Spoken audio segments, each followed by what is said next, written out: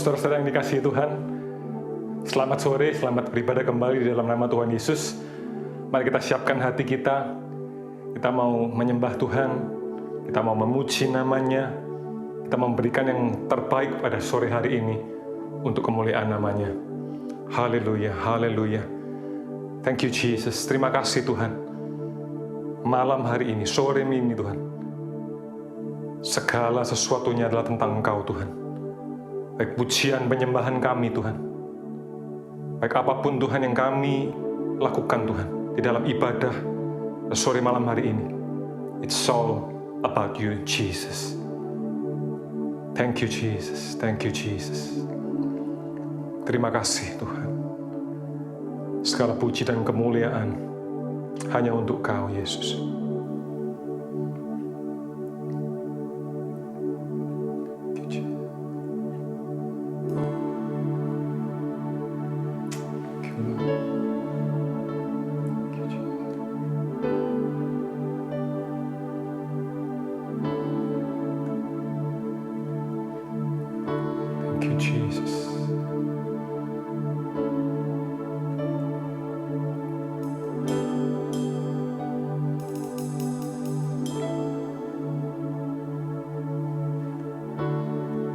When the music fades, all is stripped away, and I simply come,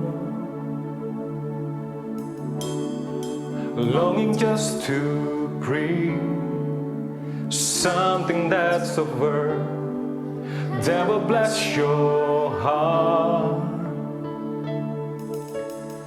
I bring you more than a song. For a song in itself, it's not what you have required. You search much deeper within, through the way things appear. You're looking into my heart. I'm coming back to the heart of worship. When it's all about you, it's all about you, Jesus. I'm sorry, Lord, for the things I've made it. When it's all about you, it's all about you, Jesus. It's all about you, Lord, tonight. Oh, thank you, Jesus. The King of Kings, Lord. King of endless world. No one could express how much you deserve. Though I'm weak and poor, all I have is yours. Every single prayer.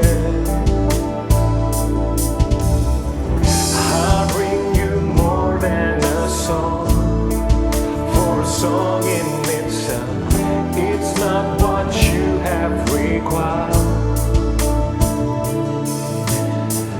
You search much deeper within, through the way things appear.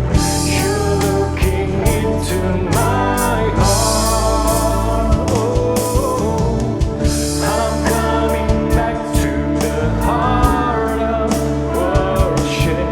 When it's all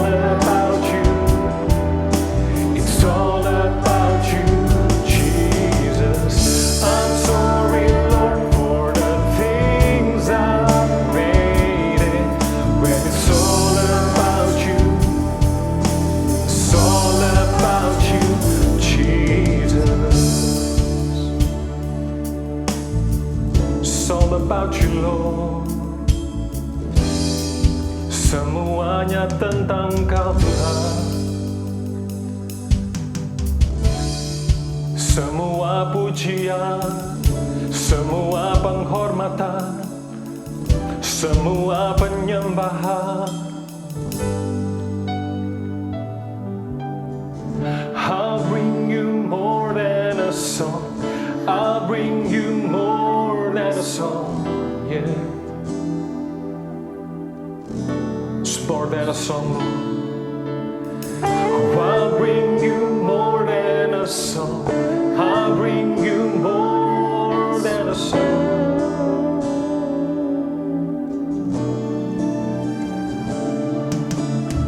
You're looking into my heart, into my heart. Jesus, you're looking into my heart, into my heart.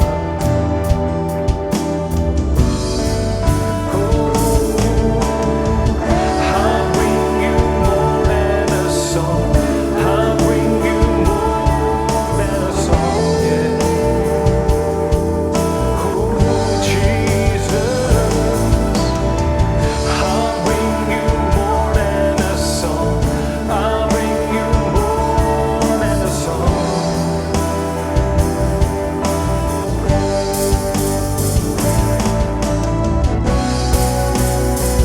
I'm running back to the heart of worship, where it's all about you. It's all about you, Jesus. I'm sorry, Lord, for the things I've waited. When it's all about you, it's all about you. Oh, I'm coming back to the heart of worship, when it's all about you. It's all about you, Jesus. I'm sorry, Lord, for the things I've faded. When it's all about you, it's all about you, Jesus. All about you, it's all about you. Oh, I praise and worship to you, oh God. It's all about you. It's all about you.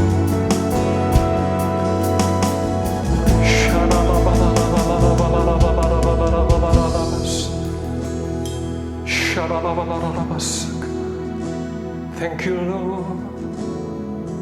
Thank you, Lord. Thank you, Jesus.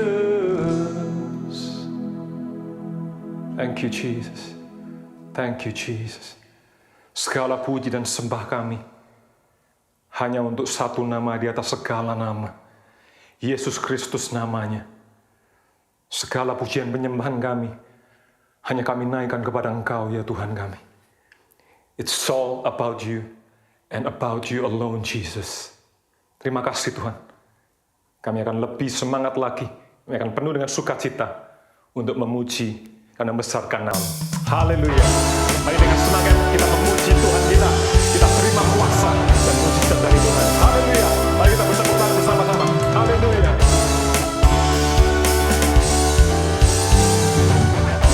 Haleluya. Ini kali umat-Mu Tuhan. Kami yang telah ditebus dengan darah yang kudus, mengangkat pujian bagi-Mu. Haleluya. Kami bait kudus-Mu sebagai bukti karya-Mu, nyatakan Kau besar dan hidup. Ayo setiap saudara yang di rumah, mari kita berlari bersama-sama. Berlari sampai tujuan, mendapatkan mahkota kekal. Kami terima kuasa-Mu Tuhan, kami terima kemenangan yang Kau sediakan. Untuk kami bawa di setiap langkah. Dimanapun kami berdiri, kemanapun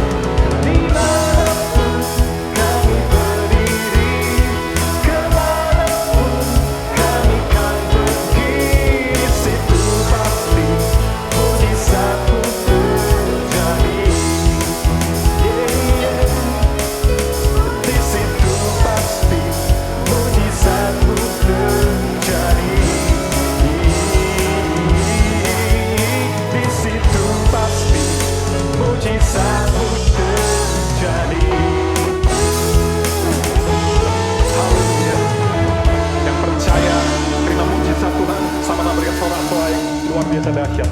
Haleluya. Dimanapun kami berdiri Tuhan, kami akan menjadi terang-Mu.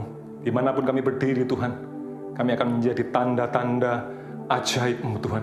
Sebab kuasa dan kemuliaan-Mu turun atas kami. Terima kasih Tuhan, terima kasih. Thank you Jesus. Mari siapkan hati kita, saudara-saudara sekalian. Kita buka hati kita selebar-lebarnya. Kita sama-sama akan terima janji kebenaran firman Tuhan. Thank you Jesus, thank you Jesus. Haleluya. Terima kasih Tuhan, terima kasih Tuhan. Biar Engkau yang dimuliakan, biar Engkau yang semakin besar, dan kami semakin kecil Tuhan. Segala puji kemuliaan hanya bagi Engkau Yesus. Haleluya. Haleluya. Bersama-sama nyanyikan.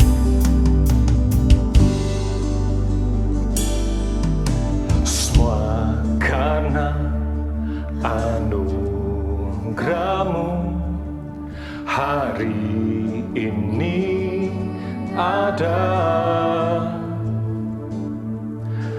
Bukan karena kuatku, namun karena Roh-Mu. Ku bawa hatiku, penyembahanku, ku semakin berkurang, Yesus makin bertambah. Mengikut Yesus, itulah kesukaan hatiku.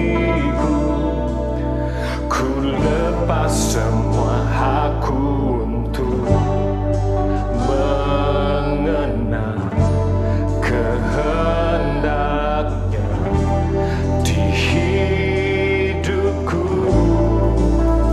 Mengiring Yesus, itulah kekuatan hidupku. Ku yakin anugerahnya mampu jadikanku hamba yang berkenan selalu. Terima kasih Tuhan, layakkan kami Tuhan. It's by your grace and your grace alone Lord. Mari sama-sama nyanyikan. Semua karena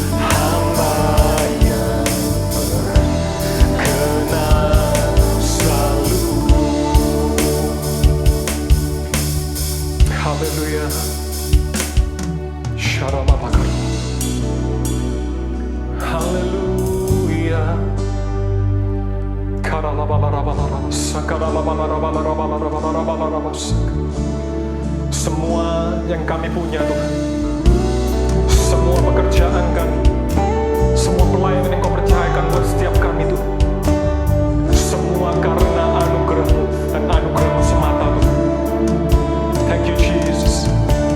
Kami taruh Tuhan semua pengharapan kami, semua cita-cita kami, semua harapan kami, impian kami ke dalam tangan-Mu Tuhan. Biar Engkau yang semakin besar, biar Engkau yang semakin dimuliakan Tuhan. Biar Engkau yang semakin besar, kami yang semakin kecil Tuhan. Haleluya.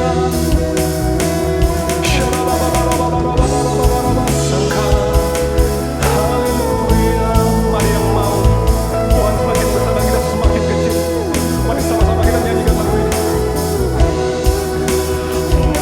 Mengikut Yesus, itulah kesukaan hatiku. Ku lepas semua aku untuk mengenal kehendaknya di hidupku. Mengiring Yesus, itulah kekuatan hidupku. Ku yakin anugerahnya mampu jadikanku hamba yang berkenan selalu.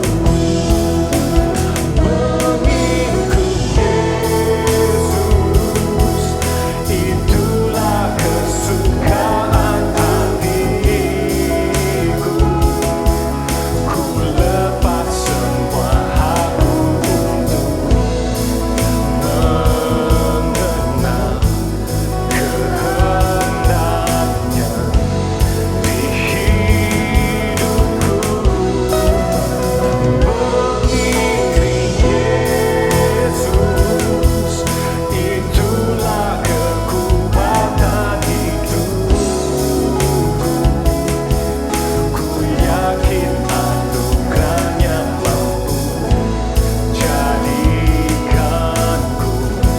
hamba yang berkenan selalu.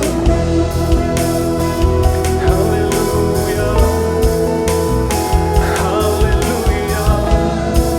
Thank you Jesus, by your grace and your grace alone.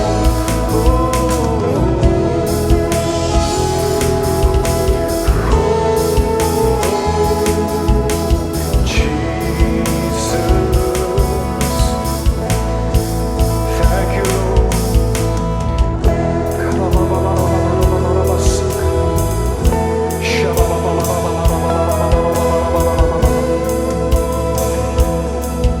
Hallelujah. Thank you Jesus. Hallelujah. Terima kasih Tuhan. Terima kasih Tuhan. Terima kasih Tuhan. Buat kesempatan pada sore malam hari ini kami boleh sama-sama menyembah Engkau Tuhan. Biar lagu ini jadi pengingat kami. Semua hanya karena anugerah-Mu Tuhan. Kami taruh semua pengharapan kami, semua cita-cita kami, semua visi misi hidup kami ke dalam tangan-Mu Tuhan. Karena kami percaya Engkau yang tahu yang terbaik buat setiap kami. Dan ini doa kami pada sore malam hari ini. Biar Engkau semakin besar Tuhan, dan kami semakin kecil Tuhan. Thank you Jesus, thank you Jesus. Kami berdoa Tuhan, sebentar kami akan mendengarkan firman Tuhan. Kau yang urapi hamba-Mu yang akan menyampaikan kebenaran. Supaya Tuhan, apa yang disampaikannya boleh menjadi kekuatan buat kami semua. Terima kasih, sampaikan kebenaran firman-Mu. Kami siap terimanya. Di dalam nama Tuhan Yesus, mari setiap saudara yang siap terima kebenaran firman Tuhan, bersama-sama dengan saya katakan, Amin. Haleluya. Shalom kaum muda yang diberkati Tuhan. Bagaimana keadaan saudara hari ini? Kiranya sukacita dan penyertaan Tuhan selalu melimpah dalam hidup kita. Bagi saudara-saudara yang baru pertama kali hadir, welcome to our church. Dan bila saudara tidak ada ikatan di gereja lain, yuk ikuti ibadah kaum muda setiap Sabtu jam 5 sore di link yang ada di bawah ini. Selain mengikuti ibadah, mari sama-sama kita mengikuti persekutuan sel online, di mana kita bisa saling menumbuhkan satu sama lain. Untuk informasi lebih lanjut, saudara-saudara dapat menghubungi nomor yang ada di bawah ini. Dan bila saudara-saudara membutuhkan bantuan doa, saudara-saudara dapat mengisi form yang ada di link di bawah ini, yaitu di bit.ly/bantu-doa. Saudara-saudara yang rindu untuk memberikan persembahan bagi pekerjaan Tuhan, silakan scan barcode yang ada di layar saudara.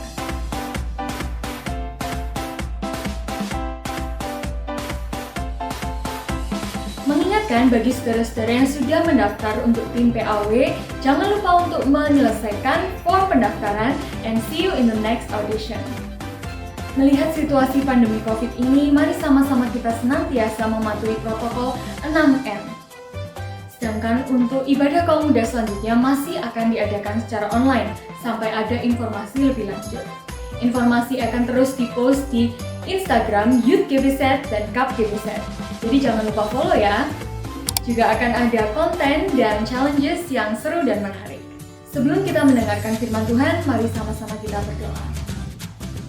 Bapa yang dalam surga, terima kasih Tuhan, terima kasih Bapa untuk kesempatan-Mu Tuhan. Kami dapat, oh Tuhan, sekali lagi memuji dan memuliakan nama-Mu Tuhan. Kami bersyukur Bapa.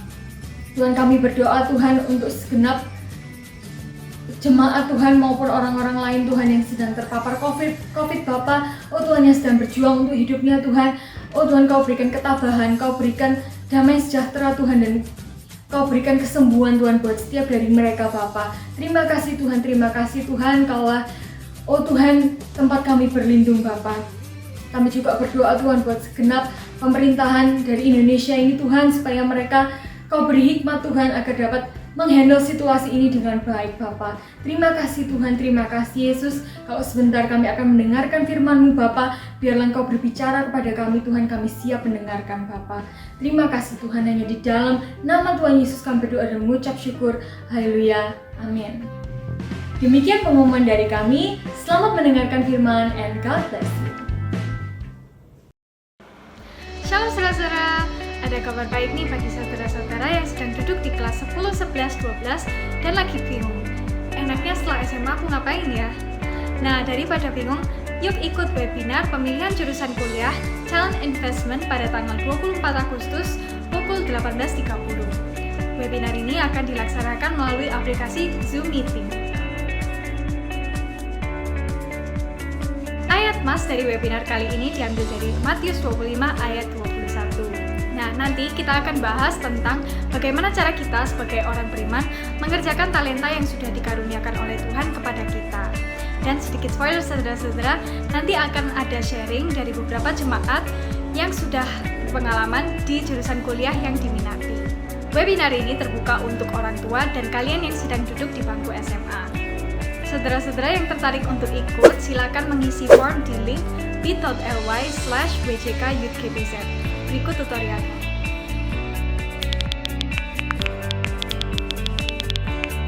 Setelah mengakses link, saudara bisa langsung mengisi nama, umur, line ID atau nomor WhatsApp, dan mencentang 1-3 jurusan yang diminati, lalu klik submit. Untuk link Zoom Meeting akan dibagikan di Instagram @youthgbz dan melalui personal chat WA atau Line yang sudah didaftarkan di form tersebut paling lambat H-1 webinar. So save the date and join us. See you and God bless you.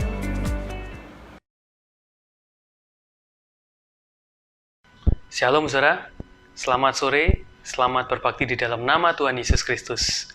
Pada sore hari ini saya diberikan satu tema, yaitu judulnya Mr. and Mrs. Ambitious. Topik pada sore hari ini adalah tentang ambisi manusia, saudara ya. Kalau kita melihat di dalam dunia zaman sekarang, kata ambisi itu sesuatu yang lumrah, saudara. Kata yang sering kita dengar, bahkan mungkin kalau kita masuk ke dalam channel-channel YouTube tentang motivasi, tentang pekerjaan, tentang pengembangan diri. Ambisi itu menjadi satu topik yang sangat penting, saudara. Rasanya setiap manusia zaman sekarang itu diwajibkan untuk memiliki ambisi supaya dia bisa sukses, supaya dia bisa memperoleh hal-hal yang menjadi cita-citanya, menjadi harapannya. Saudara, kalau kita melihat, ya, bagi sebagian orang tidak bisa seseorang itu menjadi sukses kalau dia tidak punya ambisi. Jadi dia harus memiliki ambisi yang luar biasa. Bahkan sebagian orang akan mencibir saudara ketika saudara menjadi kaum rebahan, ketika saudara menjadi kaum yang woles, menjadi orang yang santai, orang yang tidak pernah memikirkan masa depan, memikirkan apapun, berusaha melakukan apapun. Mungkin saudara akan dianggap sebagai orang-orang yang tidak berpendidikan dan tidak mungkin menjadi sukses. Itu zaman sekarang, saudara. Ya, ambisi itu menjadi sesuatu yang dipromosikan, yang diviralkan, diceritakan. Kalau bisa semua orang itu memiliki ambisi supaya ekonomi di dalam bangsa ini berjalan lebih baik, lebih kencang, dan mengubah banyak hidup masyarakat. Idenya seperti itu, saudara. Ya, ketika kita melihat tentang ambisi, ya, kita juga teringat dengan cerita di dalam firman Tuhan, saudara, ya. Pada saat itu, generasi sesudah air bah, saudara. Kita mengetahui ketika air bah terjadi dan Nuh dengan sekeluarganya diselamatkan. Setelah itu muncul generasi yang tidak mengalami air bah. Mereka cuma mendengar cerita tentang air bah dari Nuh, dari anak-anak Nuh sebagai saksi mata langsung. Nah, orang-orang ini kemudian mengerti bahwa air bah itu terjadi ketika manusia berbuat dosa. Dan ketika mereka melihat diri mereka, mungkin mereka merasa, aku juga orang yang berdosa. Aku mungkin tidak akan pernah bisa menjadi seperti Nuh dan anak-anaknya, menjadi orang yang terpilih. Mulailah berpikir, saudara. Mulailah memikirkan untuk keselamatannya. Dan disitulah Alkitab mencatat untuk pertama kalinya ambisi manusia. Saudara, ketika itu dengan di bawah pimpinan Nimrod, manusia pada waktu itu membuat sebuah kota supaya mereka berkumpul menjadi satu. Saudara, dan bukan cuma membuat kota saja, saudara. Mereka juga merencanakan untuk membuat sebuah menara yang tingginya sampai ke langit. Saudara, ini saya katakan sebagai suatu proyek yang sangat ambisius pada zaman itu. Karena apa, saudara? Jelas-jelas apa yang mereka lakukan adalah untuk menentang Allah, untuk melawan Allah yang mereka tahu bahwa Allah sanggup menghabiskan seluruh manusia di seluruh muka bumi. Betapa luar biasanya Allah, tetapi mereka masih berencana untuk menantang. Secara ambisius, mereka membuat sebuah kota untuk mengumpulkan mereka, di mana Tuhan menginginkan manusia mengisi seluruh dunia. Mereka tidak mau. Ketika mereka tahu Tuhan bisa membinasakan lewat banjir besar, mereka membuat menara yang diberi perekat menggunakan tir, sebuah bahan yang waterproof, sehingga ketika banjir itu datang, mungkin karena mereka berdosa, Tuhan marah lagi sama mereka, ya.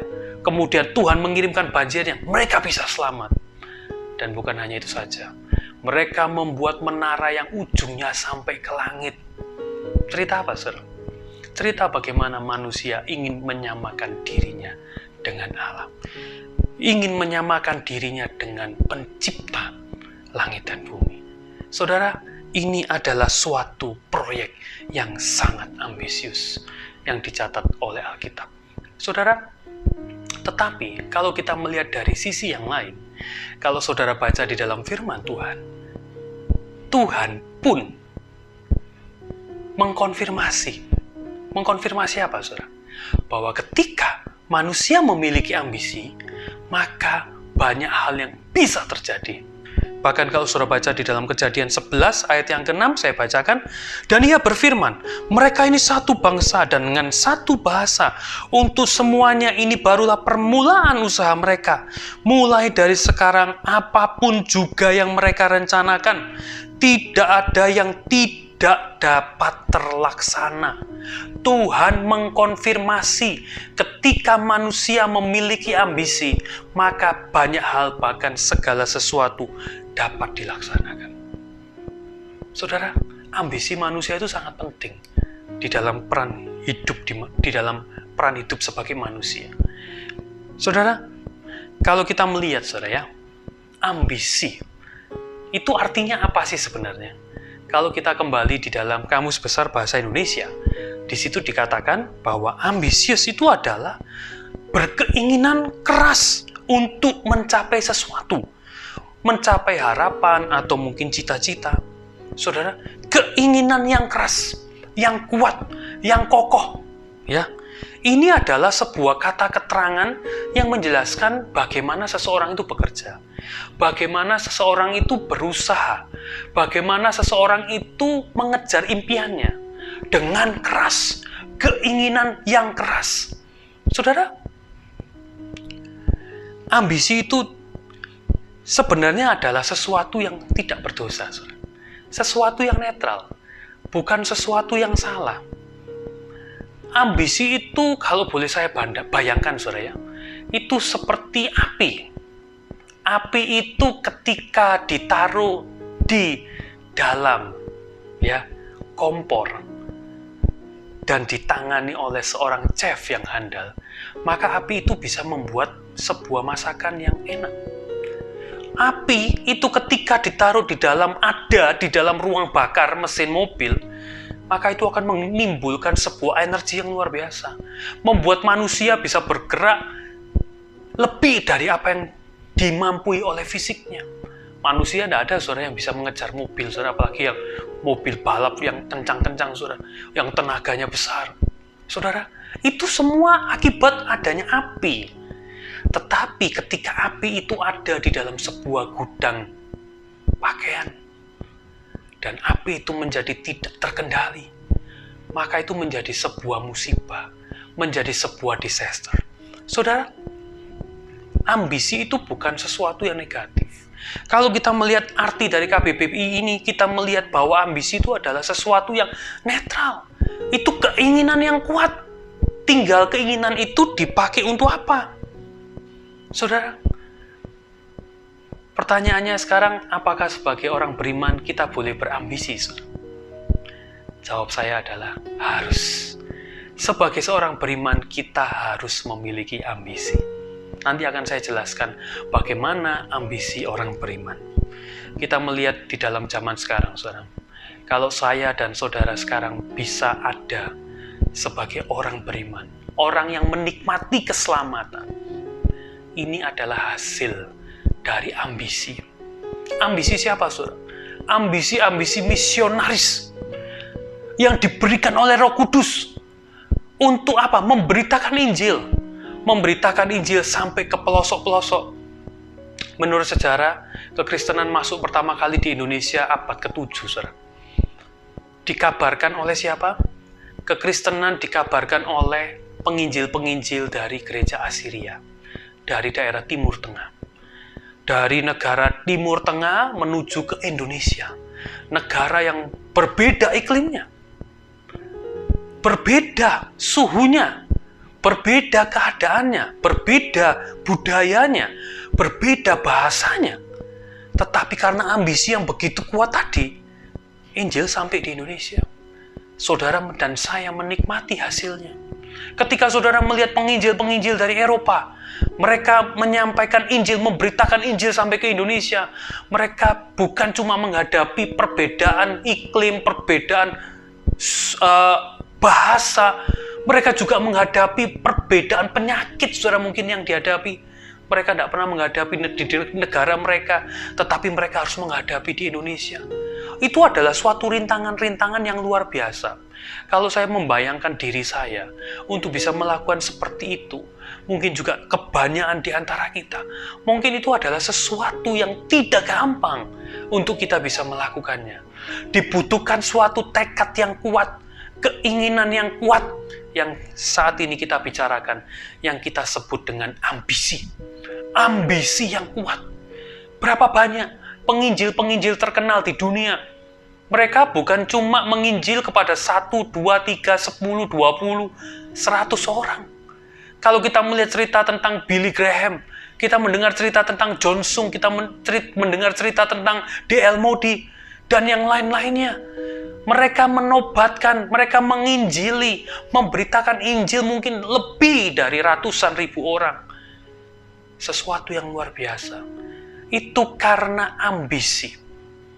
Suatu keinginan yang kuat, yang keras untuk mencapai satu tujuan.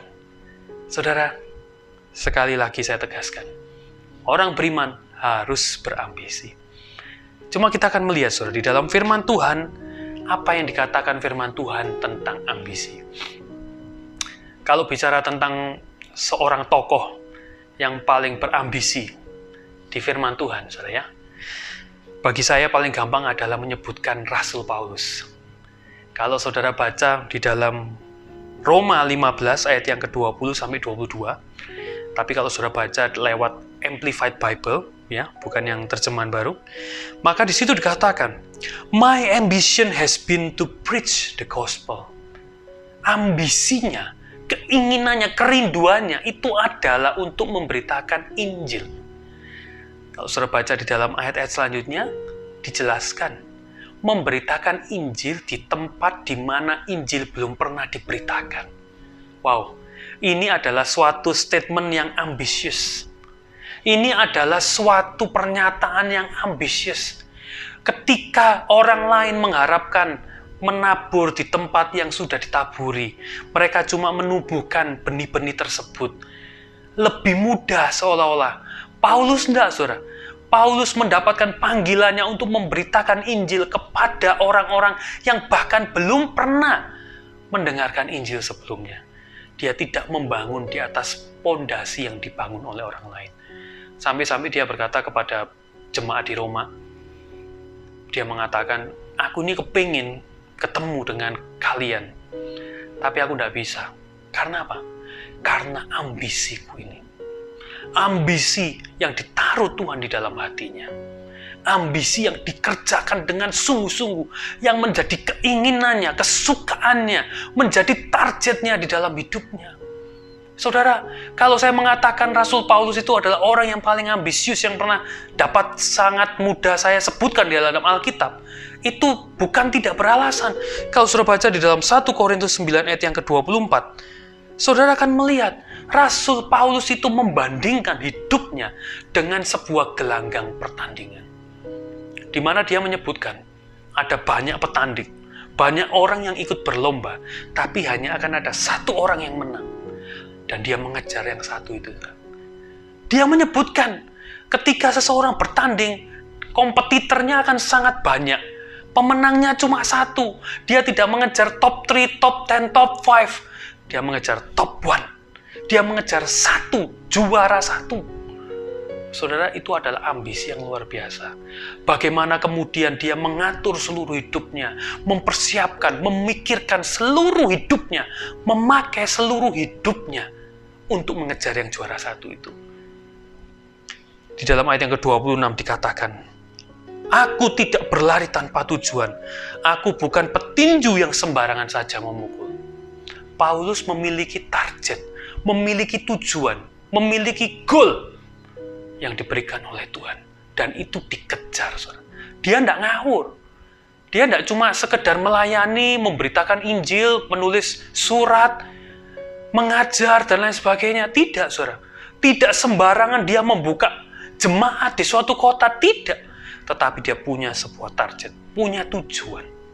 Saudara, kalau saya sebutkan tadi di dalam firman Tuhan, ya, tentang orang yang berambisi, kita akan melihat, wah, Paulus, mungkin orang-orang yang lain lagi siapa, saudara, yang disebutkan di dalam Alkitab, yang punya kerinduan yang begitu luar biasa.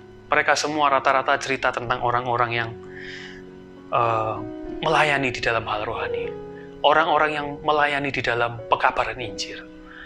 Lalu pertanyaannya yang juga menjadi pertanyaan saya, saudara, bagaimana dengan kehidupan kita? Bagaimana dengan saya? Aku ini bukan penginjil yang keliling-keliling seluruh dunia. Aku ini seorang pekerja. Mungkin saudara yang sedang bersekolah, aku ini orang yang sekolah. Apa yang harus aku lakukan? Aku ini seorang ibu rumah tangga. Aku ini seorang anak. Aku ini, saudara bisa sebutkan apapun yang saudara kerjakan, yang saudara sebut sebagai pekerjaan sekuler saudara, yang saudara sebut sebagai hidup sekuler saudara. Ketika saudara mungkin sebagai seorang akuntan di sebuah perusahaan, ketika saudara menjadi seorang sales di sebuah perusahaan, ketika saudara mungkin menjadi guru les, ketika saudara mungkin menjadi apapun, saudara yang SMP, SMA, yang kuliah, saudara sedang kuliah di jurusan saudara, what I have to do? Kalau aku harus berambisi, kalau aku melihat tadi cerita-cerita tadi, apakah aku harus melepaskan semuanya ini? Dan kemudian aku menjadi penginjil, menjadi seperti Paulus, menjadi seperti Petrus, menjadi seperti rasul-rasul itu? Ya, itulah pertanyaan untuk kita, saudara. Nah, saya akan mencoba menjawab pertanyaan ini, saudara. Tetapi sebelum saya menjawabnya, saya akan pause dulu topik tentang ambisi ini, saudara ya. Saya akan pause dulu, saya akan pindah ke topik yang lain dulu, saudara ya. Yaitu tentang suatu topik yang ada di dalam firman Tuhan, yang banyak diceritakan di dalam firman Tuhan, tetapi seringkali kita menganggapnya tidak relevan. Yaitu topik tentang penyembahan berhala. Nanti setelah saya menjelaskan tentang penyembahan berhala ini, kita akan kembali lagi tentang bagaimana dengan kehidupan sekulerku. Bagaimana aku harus berambisi seperti kehendak Tuhan. Saudara, kita melihat, saudara, penyembahan berhala itu sangat dibenci oleh Tuhan. Kalau kita melihat di dalam Keluaran 20 ayat 3 sampai dengan yang kelima, saya bacakan, saudara ya. Jangan ada padamu Allah lain di hadapanku, dan jangan membuat patung bagimu yang menyerupai apapun yang ada di langit, di atas atau yang ada di bawah bumi, atau yang ada di dalam air di bawah bumi. Jangan sujud menyembah kepadanya atau beribadah kepadanya, sebab aku Tuhan Allahmu adalah Allah yang cemburu, yang membalaskan kesalahan bapak kepada anak-anaknya, kepada keturunan yang ketiga dan keempat dari orang-orang yang membenci aku.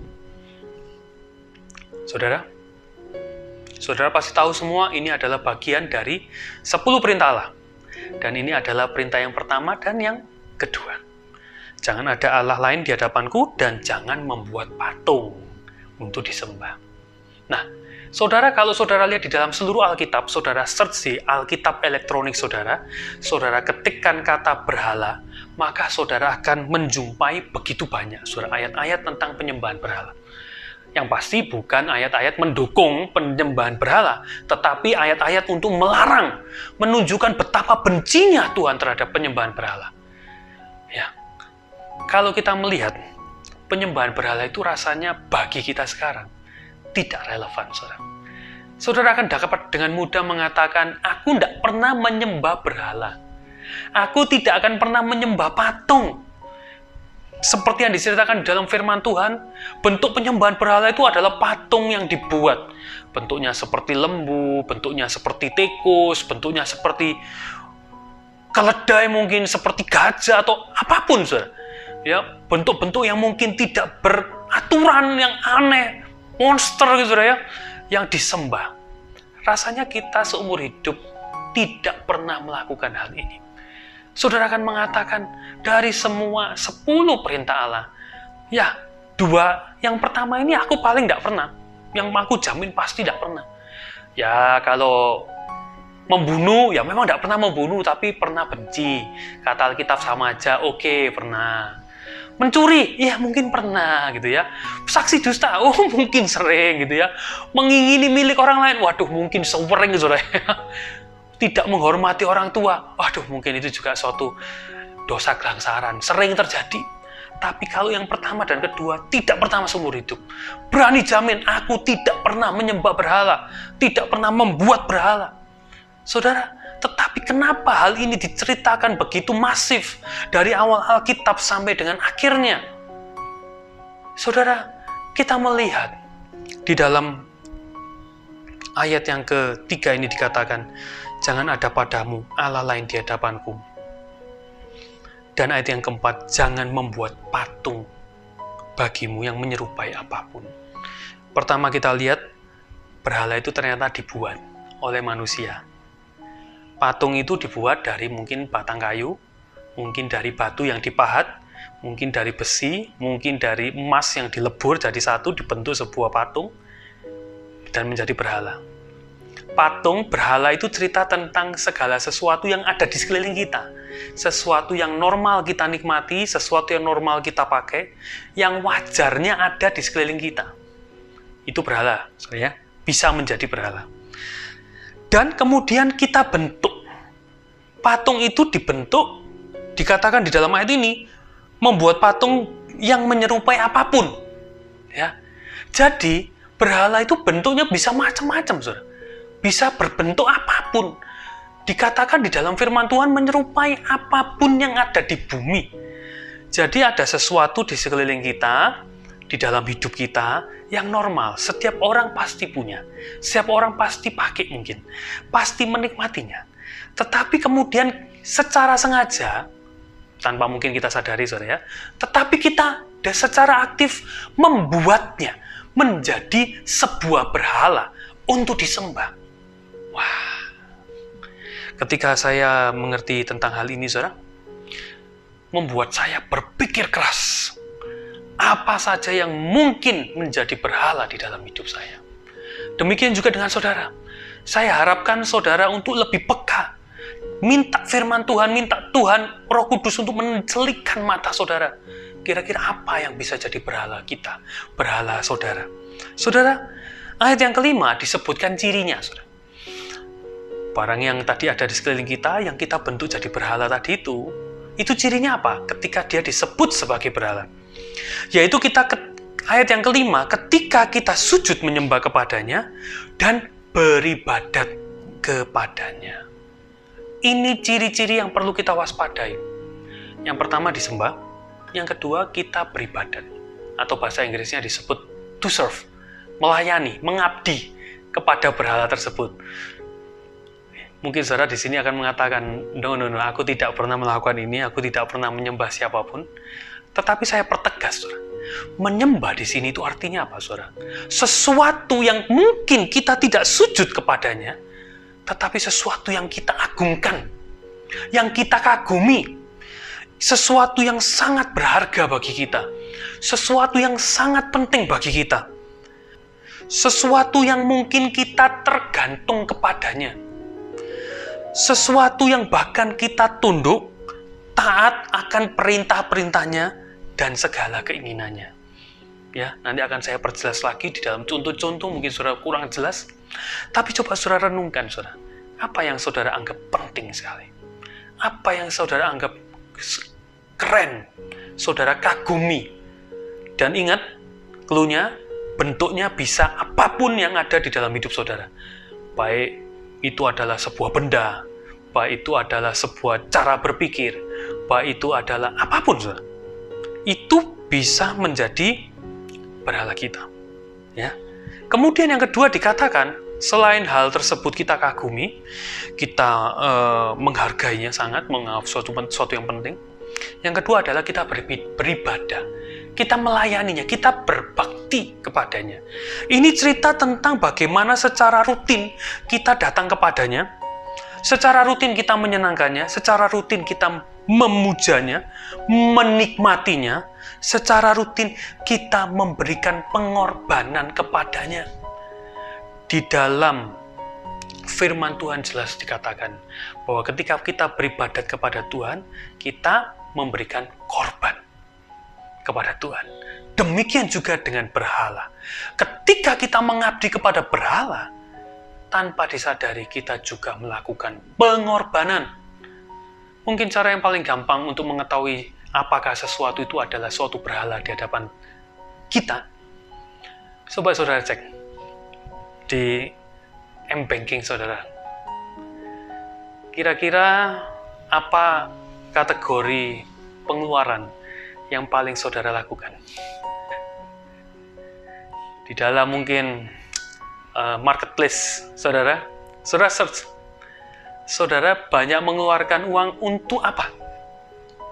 Suatu pengorbanan. Waktu yang paling banyak saudara korbankan, waktu saudara untuk apa? Waktu yang terbaik saudara ketika saudara sudah menyelesaikan semua kewajiban, semua tugas, waktu yang paling nyaman, the best and most comfort timing. Apa yang saudara lakukan di saat-saat seperti itu?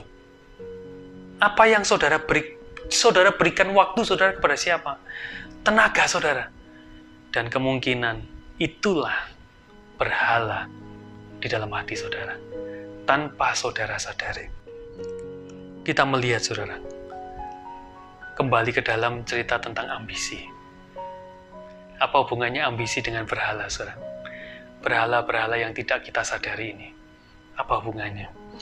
Ambisi itu menjadi berdosa ketika ambisi kita digerakkan dan diarahkan oleh setiap berhala yang bukan Tuhan kita, Yesus Kristus. Ya. Jadi, kalau tadi saudara sudah mengkoreksi diri saudara, kira-kira apa yang bisa menjadi berhala saudara?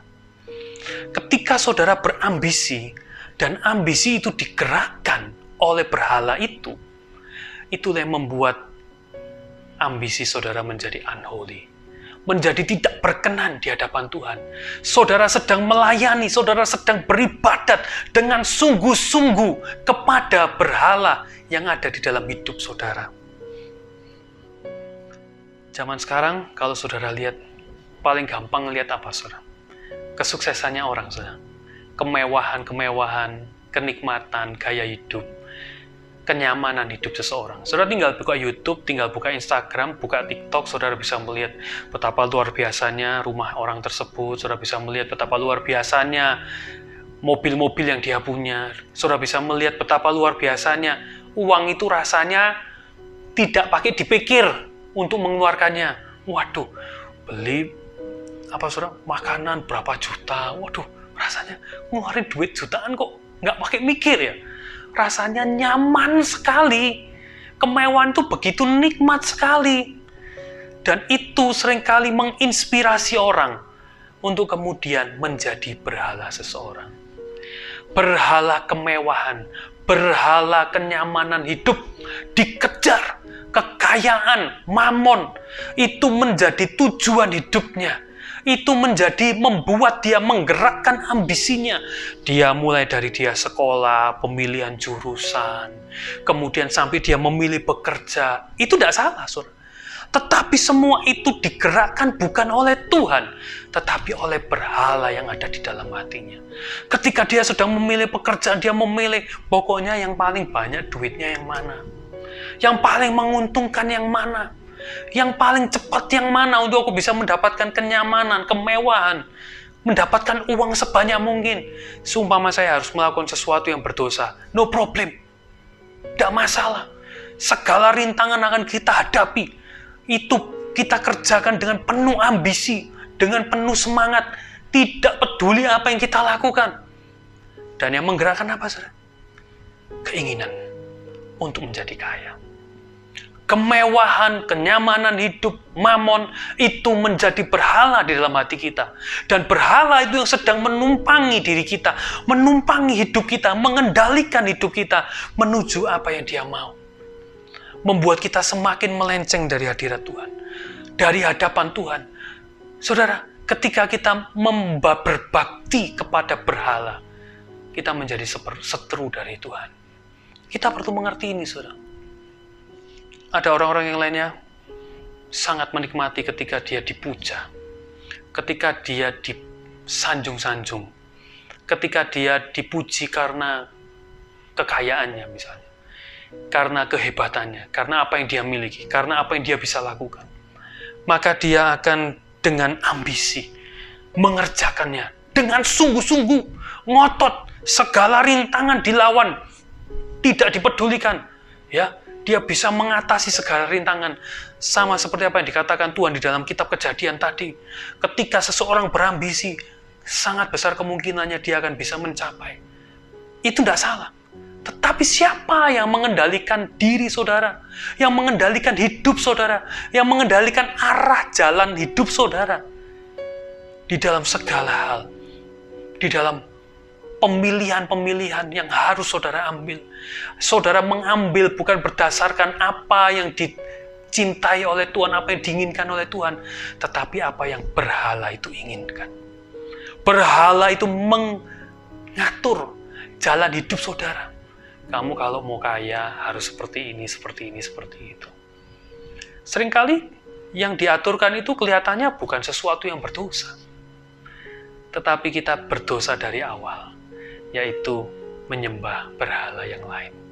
Ada patung-patung yang tidak kelihatan untuk kita sembah, untuk kita berbakti kepadanya. Ketika kita melayaninya, ketika kita mengejarnya, ada berapa banyak orang, saudara, selama masa kecilnya mungkin menderita. Dia bercita-cita, aku harus jadi hebat, supaya setiap orang bisa menghargai aku. Pride-nya itu menjadi berhalanya, dan itu yang mengendalikan hidupnya. Saudara, kalau kita melihat hal-hal seperti ini, ketika seseorang memiliki pride, dia sudah tidak lagi memperhatikan orang lain. Dia menjadi orang yang egois. Muncul segala macam keegoisan di dalam dirinya. Muncul segala macam iri hati. Ketika dia melihat orang yang lain yang lebih hebat daripada dia, iri hati itu akan terpicu. Dia akan menjadi orang yang iri. Dia akan menjadi orang yang semakin jauh dari Tuhan. Saudara, yang diperhatikan cuma dirinya. Dia bisa menjadi orang yang membenci orang lain. Dia bisa bahkan melakukan penipuan. Dia tidak bisa mengasihi orang lain. Akan banyak dosa dan kesalahan dan pelanggaran yang akan muncul ketika kita dikendalikan oleh berhala. Ketika kita berambisi untuk menuruti apa yang diinginkan berhala kita, untuk mendapatkan berhala kita, maka akan muncul banyak kesalahan, banyak pelanggaran dosa-dosa di dalam hidup kita. Itu menjadi salah satu tanda, saudara, ketika ambisi kita itu adalah ambisi yang salah. Saya akui, saudara, keberadaan berhala ini seringkali tidak kita sadari. Kita harus minta sama Tuhan, menunjukkan lewat firman Tuhan, lewat Roh Kudus. Dalam 2 Timotius 3 ayat yang ke-16 dikatakan bahwa segala tulisan yang diilhamkan Allah memang bermanfaat untuk mengajar, untuk menyatakan kesalahan, untuk memperbaiki kelakuan, dan untuk mendidik orang di dalam kebenaran. Untuk menyatakan kesalahan, saudara, untuk menunjukkan apa yang salah di dalam hidup saya, ya, di dalam hidup kita. Ketika kita mengerti apa berhala yang mengikat kita, yang mengendalikan hidup kita, yang mengendalikan ambisi kita, kita mau bertobat, saudara. Kita mau kembali kepada Tuhan. Seharusnya holy ambition itu bagaimana sih? Berambisi itu untuk melakukan dan menyatakan panggilan Tuhan di dalam hidup kita. Menyenangkan hati Tuhan. Panggilan dan rencana Tuhan terhadap seseorang itu tidak melulu hanya untuk menjadi pendeta, untuk menjadi full-timer, dan segala pelayanan gereja atau pelayanan yang bersifat rohani. Tetapi panggilan itu adalah untuk memberikan seluruh hidup kita dengan untuk tujuan kemuliaan nama Tuhan. Seluruh hidup kita, apapun, saudara, bentuk hidup kita, apapun pekerjaan kita, siapapun kita sekarang ini, itu mau kita berikan kepada Tuhan. Kita mau berambisi untuk memberikan seluruh hidup kita kepada Tuhan. Bukan berarti saya mengatakan ketika saudara berambisi untuk Tuhan, ketika saudara memiliki holy ambition, saudara harus melepaskan semua pekerjaan saudara dan saudara menjadi full time. Saudara menjadi penginjil yang keliling seluruh dunia, ke pelosok-pelosok untuk menjadi penginjil. Saya tidak menyuruh seperti itu. Murid-murid Yesus dipanggil memang untuk meninggalkan pekerjaan mereka dan kemudian menjadi rasul. Tapi kalau kita melihat Paulus, Timotius, mereka semua memiliki panggilan-panggilan yang berbeda. Dan kalau kita melihat di dalam jemaat, mula-mula sekalipun, ada jemaat-jemaat yang memiliki pekerjaan mereka masing-masing. Dan mereka dipanggil di dalam melalui pekerjaan mereka. Seperti Lydia, seorang penjual kain ungu. Lewat harta yang ia miliki, kekayaan yang ia miliki dari hasil berjualan, dia menjadi seorang janda. Diceritakan bahwa dia adalah seorang janda. Dia tidak menikah lagi, tetapi dia adalah janda yang kaya. Dia bisa membantu pelayanan, dan dia melakukan pekerjaannya, memperhatikan keluarganya seperti semestinya. Saudara, dan kemudian kalau kita lihat cerita lagi tentang Filemon dan Onesimus. Filemon seorang yang kaya, tetapi dia tidak disuruh untuk melepaskan kekayaannya, untuk kemudian dia jadi full time. Menginjilkan, setiap orang memiliki panggilannya masing-masing. Ketika Onesimus bertemu dengan Paulus, kemudian dia bertobat. Onesimus itu adalah hamba dari Filemon. Ketika dia bertemu dengan Paulus, kemudian dia diinjili dan kemudian dia bertobat. Dia berubah menjadi baik, orang yang baik. Apa yang disuruh Paulus untuk Onesimus? Bukan untuk mengkabarkan Injil, bukan untuk mengikuti dirinya, tetapi untuk kembali kepada Filemon, untuk bekerja kembali sebagai hamba Filemon, tetapi bekerja seperti kepada Tuhan. Bekerja dengan sungguh-sungguh. Saudara, kita baca saudara, di dalam satu ayat di dalam Efesus 4 ayat yang ke-28. Saya bacakan saudara. Orang yang mencuri, janganlah ia mencuri lagi. Tetapi baiklah ia bekerja keras dan melakukan pekerjaan yang baik dengan tangannya sendiri, supaya ia dapat membagikan sesuatu kepada orang yang berkekurangan. Orang yang mencuri, jangan mencuri, artinya bertobat, saudara ya. Ketika ia bertobat, disuruh apa, saudara? Bukan cuma jadi penginjil. Ada sebagian orang yang dipanggil untuk jadi penginjil, jadi full time. Tetapi itu tidak semua. Ketika pencuri ini, dia bertobat, dia tidak disuruh untuk menjadi penginjil. Dia tidak disuruh menjadi guru atau rasul. Tetapi dia disuruh untuk bekerja keras dan melakukan pekerjaan yang baik dengan tangannya sendiri. Di sini jelas, saudara yang sebagai seorang pengusaha, pikirkan apa yang harus saya lakukan. Tetapi yang menjadi dorongan saudara untuk memikirkan bukan supaya I'm getting rich. Bukan supaya saudara untuk menjadi orang yang semakin terkenal, semakin hebat. Zaman sekarang saudara, ya kalau kaya itu sangat mudah diekspos saudara ya, dan kemudian bisa muncul sebagai crazy rich, itu luar biasa saudara ya. Bukan cuma kaya tapi bisa dengan mudah jadi terkenal saudara ya. Bukan itu. Ketika seorang saudara sedang menjadi seorang karyawan, saudara mungkin memikirkan pekerjaan dengan baik-baik, memikirkan betul-betul. Itu bukan karena saudara kepingin naik jabatan. Tujuan utamanya saudara ya, bukan karena saudara ingin naik jabatan, tetapi saudara mengerjakan panggilan saudara, panggilan yang diberikan Tuhan kepada saudara. Ketika saudara mengerjakan dengan baik, saudara dapat dengan mudah menjadi berkat di lingkungan saudara.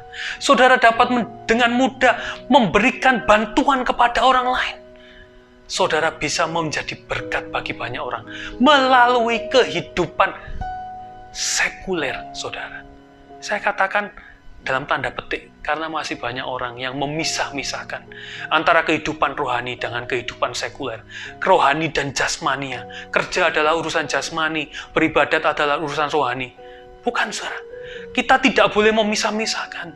Di dalam setiap apa yang kita kerjakan, ketika saudara menjadi seorang pelajar, saudara bekerja dengan ngotot, bukan cuma nilai, tetapi saudara mengingat Tuhan, Kau panggil aku menjadi seorang pelajar. Engkau menaruh aku di tempat ini. Aku sekolah di tempat ini. Kananku ada si A, kiriku ada si B, depanku ada si C. Aku ditaruh di lingkunganku ini. Aku tahu ini panggilanmu kepadaku. Dan aku akan melakukan dengan segenap hati. Aku akan mengerjakannya. Mengerjakan panggilanku. Saudara, ketika ada perumpamaan dari Tuhan Yesus yang menceritakan tentang 3 orang hamba. Hamba yang pertama diberi 5 talenta, 1 talenta. Tuhan menghukum orang yang tidak mengerjakan talentanya. Ketika kita diberikan suatu kesempatan sekolah, ketika kita diberikan suatu kesempatan bekerja, dan kita tidak memikirkan dengan baik, Tuhan menuntut pertanggungan jawab. Tuhan menginginkan di dalam hal sekuler pun kita mengerjakan. Karena itu bukan cuma sekedar hal sekuler untuk membuat saudara makan, untuk membuat saudara sukses. membuat saudara kaya, tetapi di dalam setiap hidup jasmani saudara, hidup sekuler saudara, Tuhan memiliki rencana yang indah, rencana yang luar biasa untuk memakai saudara. Meskipun saudara kelihatannya sebagai orang yang biasa-biasa saja, tetapi Tuhan punya rencana. Saya melihat terlalu banyak orang yang seperti ini, saudara, di sekeliling saya. Orang-orang yang mungkin dia pelayan Tuhan meskipun tidak full time. Dia melayani dimanapun dia berada. Di marketplace, di tempat kerjanya, dimanapun, di sekolahnya. Dia melayani, dia menjadi berkat, dia menjadi terang. Dan itu menjadi ambisinya. Ketika setiap pagi dia berdoa, Tuhan tolong berikan aku jiwa untuk aku menangkan. Tuhan, Engkau berkati aku supaya aku bisa memberkati orang-orang yang di sekelilingku. Di zaman-zaman seperti ini, ketika banyak orang yang membutuhkan berkat dari Tuhan, ada orang-orang yang diberkati untuk menjadi berkat bagi orang lain. Saudara, kita perlu mengerti, Allah itu benci sama orang yang malas. Lawan dari ambisi itu malas. Kaum rebahan zaman sekarang. Boles, orang yang boles, santai. Tidak pernah memikirkan masa depan. Apa yang harus kita lakukan? Tidak tahu. Tidak ngurus. Jangan menjadi seperti itu, saudara. Mari kita mau mengerjakan setiap panggilan kita. Maksud saya, dimanapun kita berada. Jadi menjawab pertanyaan yang tadi, saudara. Bagaimana ambisi di dalam kehidupan sekuler kita? Kerjakan dengan sungguh-sungguh. Tetapi waspadai. Siapa yang mendorong? Siapa yang mengendalikan apa yang kau kerjakan? Siapa yang mengendalikan ambisimu? Berambisilah untuk hanya mengerjakan panggilan Tuhan di dalam hidupmu.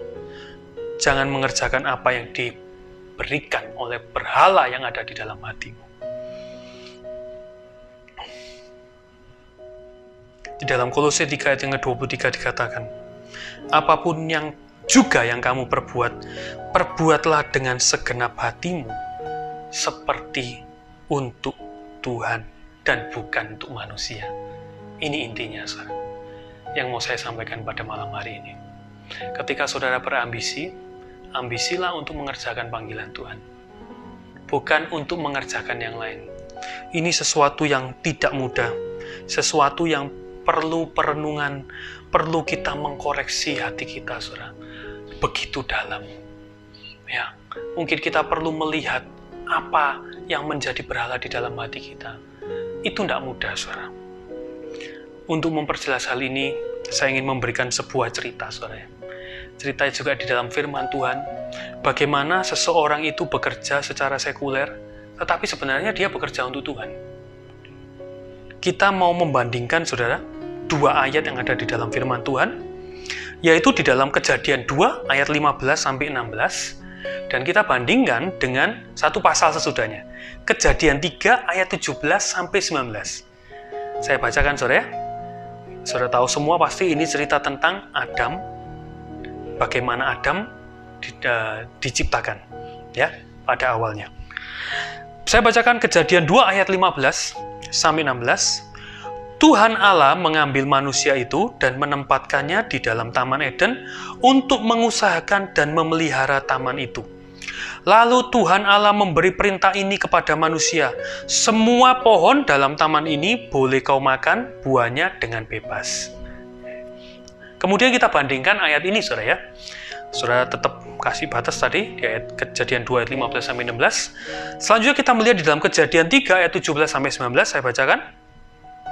Lalu firman-Nya kepada manusia itu, karena engkau mendengarkan perkataan istrimu dan memakan dari buah pohon yang telah kuperintahkan kepadamu, jangan makan daripadanya, maka terkutuklah tanah karena engkau. Dengan bersusah payah engkau mencari rezekimu dari tanah seumur hidupmu, semak duri dan rumput duri yang akan dihasilkannya bagimu, dan tumbuh-tumbuhan di padang akan menjadi makananmu. 19.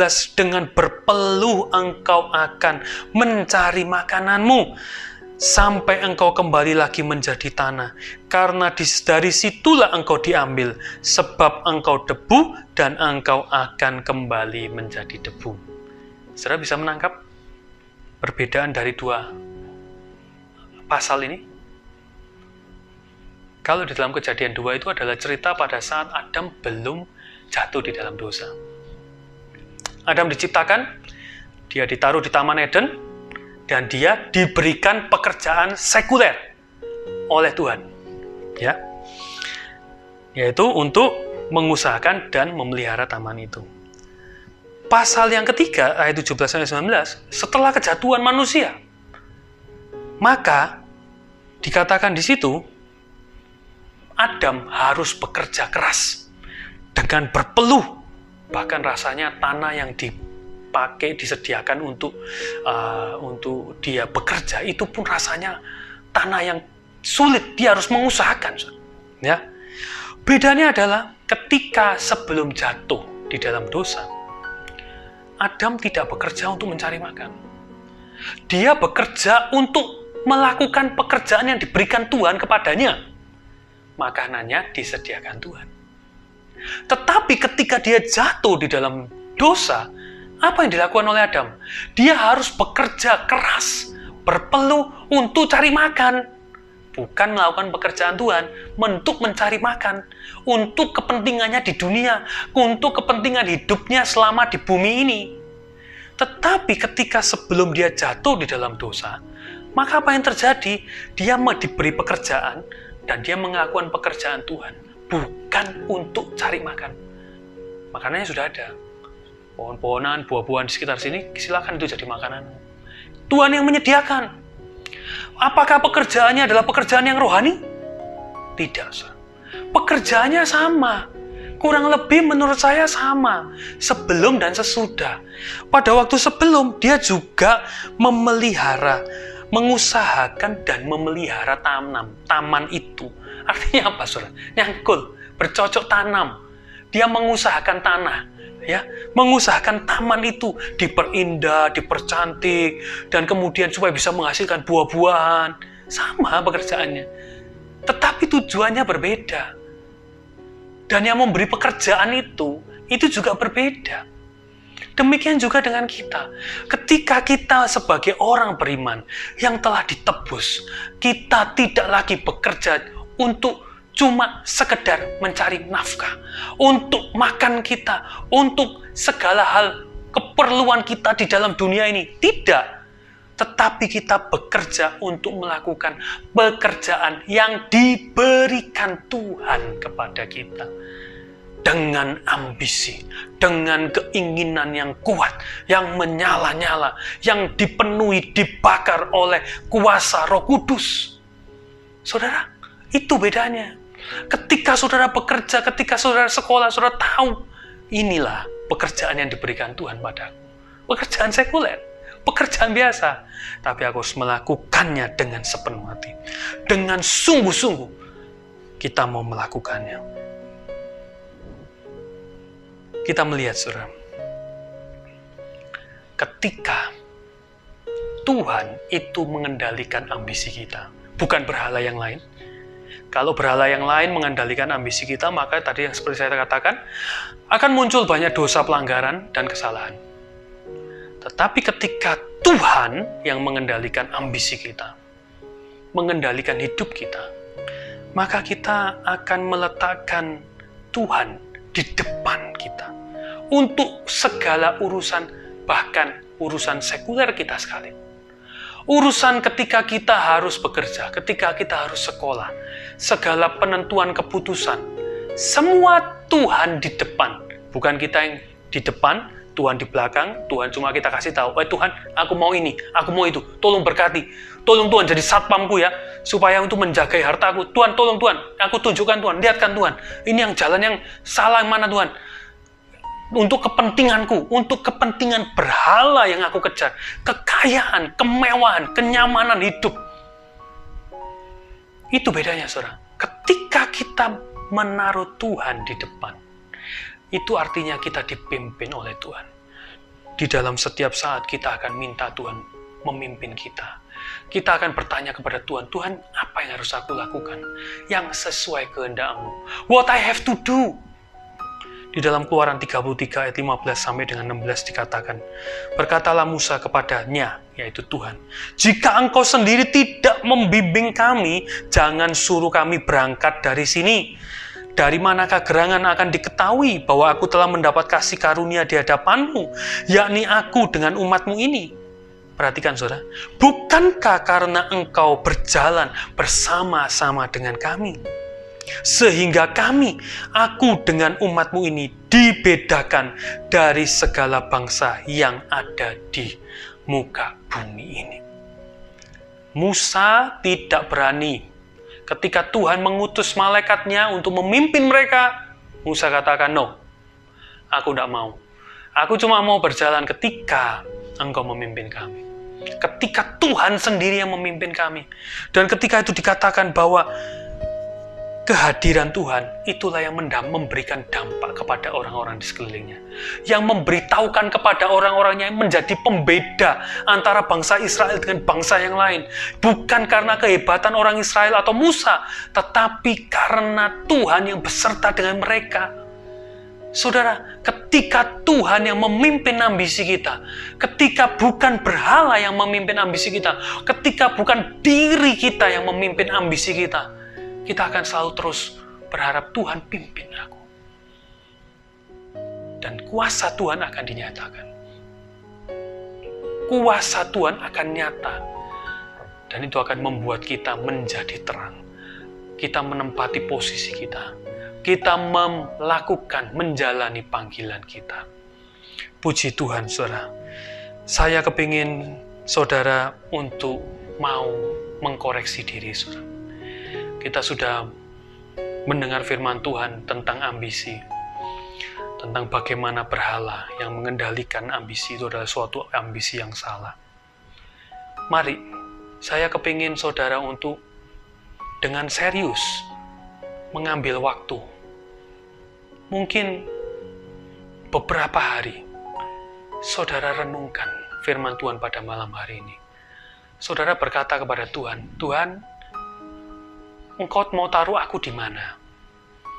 Apa panggilanmu terhadap aku? Tempatkan Tuhan di depan kita untuk menuntun hidup kita. Saya ingin saudara untuk betul-betul merenungkan panggilan Tuhan untuk saudara. Saya tidak berharap bahwa setiap saudara setelah saya memberikan tantangan ini, banyak di antara saudara yang akan menjadi full time, kecuali Tuhan yang menyuruh saudara. Saudara menjadi penginjil, kecuali Tuhan menyuruh saudara. Tapi betul-betul minta sama Tuhan. Tuhan, nyatakan panggilanmu di dalam hidupku. Jadilah seperti Paulus, yang bukan hanya berlari tanpa tujuan, yang bukan hanya memukul tanpa arah, memukul angin. Marilah kita minta sama Tuhan. Saudara yang masih muda, saudara yang masih SMP, masih SMA, pakailah waktu-waktu ini bukan untuk menuruti kesukaan hati saudara, untuk menuruti kedagingan saudara, tetapi untuk mencari kehendak Tuhan, panggilan Tuhan di dalam hidup saudara. Saudara, jangan menunggu terlalu banyak kerusakan di dalam hidup saudara. Kehancuran, baru saudara mau bertobat dan mencari Tuhan. Sekaranglah waktunya. Puji Tuhan, saudara. Firman Tuhan tidak akan saya perpanjang. Saya berharap setiap saudara bisa mengerti dan setiap saudara bisa dirubahkan. Ketika saudara menjadi orang yang malas saat-saat ini, saudara bisa punya ambisi, punya semangat yang bukan dikendalikan oleh dunia ini atau berhala-berhala, tetapi yang dikendalikan oleh Tuhan, oleh panggilan Tuhan sendiri. Puji Tuhan, saudara. Mari kita akan masuk di dalam doa sebelum kita akhiri. Terima kasih Tuhan kalau pada sore hari ini, malam hari ini, kami boleh kembali belajar suatu topik Tuhan yang mungkin tidak mudah untuk kami terima Tuhan. Mungkin tidak mudah untuk kami bisa menemukan berhala-berhala yang mengikat di dalam hidup kami. Mungkin tidak mudah bagi kami itu bisa mengetahui apa panggilan-Mu di dalam hidup kami, di dalam hidup sekuler kami. Tapi Kami mau menyerahkan ke dalam tangan-Mu Tuhan, anak-anak-Mu ini Tuhan. Biar Engkau yang menguasai mereka, Engkau yang berbicara kepada mereka. Biar Engkau Tuhan yang menunjukkan Tuhan rencana-Mu Tuhan. Biar kehendak-Mu nyata di dalam hidup mereka sampai Engkau datang yang kedua kalinya. Dan Engkau akan menerima mereka dengan suatu sukacita. Karena setiap di antara kami sudah melakukan kehendak-Mu, menerima panggilan-Mu dengan segenap hati, dengan ambisi yang menyala-nyala, dengan pengurapan dari Roh Kudus Tuhan. Terima kasih Tuhan, terima kasih. Biar setiap kami Tuhan limpah dengan pengurapan-Mu, limpah dengan kuasa-Mu Tuhan. Terima kasih Tuhan, terima kasih. Di dalam nama Tuhan Yesus kami berdoa. Amin. Puji Tuhan saudara, selamat malam, Tuhan memberkati.